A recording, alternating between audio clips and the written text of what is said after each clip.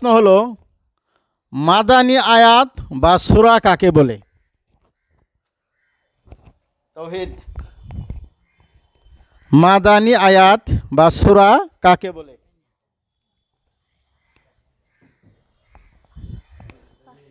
Pass. Madani আয়াত বা সূরা কাকে বলে? সূরা বাকারা। সূরা বাকারা। নো। মাদানী আয়াত বা সূরা কাকে বলে? সূরা ফাতিহা। বলতে পারবা ইলিয়াস? মাদানী আয়াত বা সূরা কাকে বলে? কে বলতে পারবো? তুমি কে পারবো? মাদানী আয়াত বা সূরা কাকে বলে? পারবা না?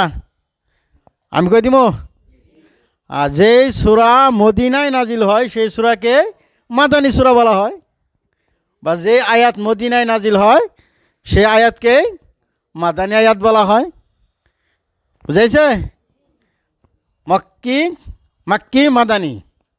যে সূরা মক্কায় নাজিল হয় সূরায়ে মাক্কি বলা হয়, আর যে সূরা মদিনায় নাজিল হয় সেটাকে সূরায়ে মদিনা বলা হয়।